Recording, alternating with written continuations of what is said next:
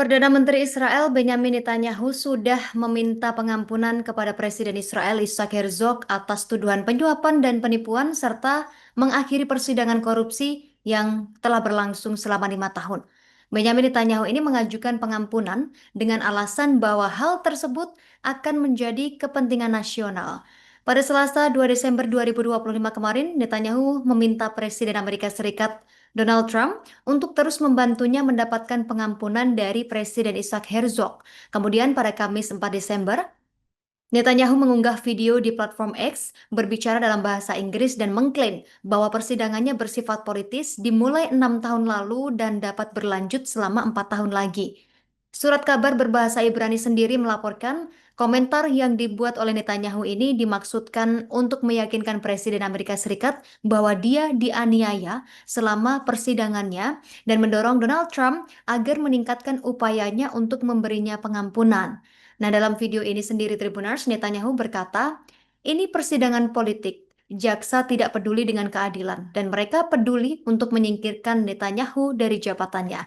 Netanyahu sendiri juga mencoba menjelaskan alasan persidangannya dengan mengklaim para penyidik mengatakan kepadanya bahwa mereka sedang menyelidiki dugaan korupsi terkait dua insiden. Yang pertama, putranya menerima mainan Bugs Bunny sebagai hadiah 29 tahun yang lalu, dan kedua, dia menerima cerutu sebagai hadiah dari seorang teman. Menurut sumber-sumber politik mengatakan bahwa pernyataan Netanyahu dalam bahasa Inggris bertujuan untuk meyakinkan publik Amerika Serikat bahwa dia sedang dianiaya.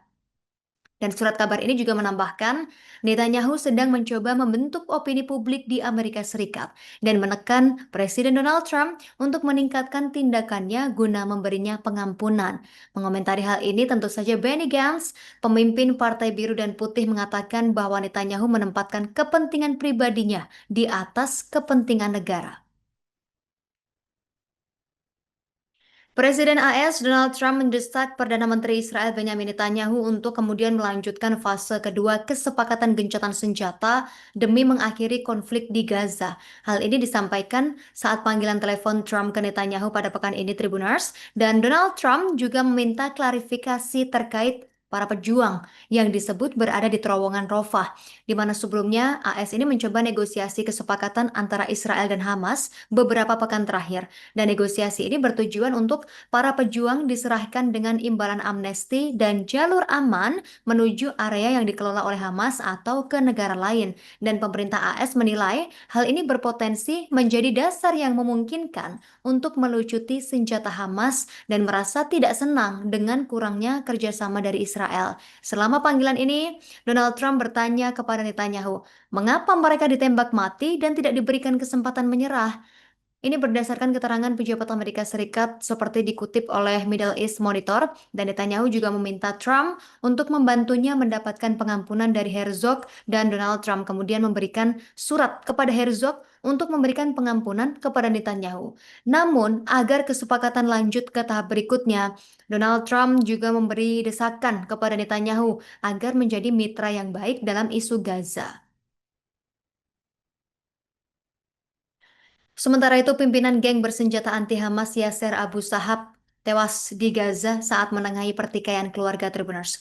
Yasser Abu Sahab sendiri merupakan pemimpin kelompok bersenjata Popular Forces atau pasukan rakyat Gaza yang berbasis di Rafah yang dikuasai Israel di wilayah Gaza Selatan. Dia memimpin kelompok anti-Hamas paling terkemuka yang muncul di Gaza selama agresi Israel dimulai pada 2023 lalu. Dalam sebuah pernyataan, pasukan rakyat Gaza mengklaim pemimpinnya tewas akibat luka tembak saat menengahi pertengkaran keluarga. Kelompok ini menepis rumor Abu Sahab tewas karena dibunuh oleh Hamas. Mereka juga menegaskan bakal melanjutkan jejak Abu Sahab dan memerangi terorisme di Gaza. Sementara kematian Abu Sahab pertama kali dilaporkan oleh media Israel, termasuk lembaga penyiaran publikan.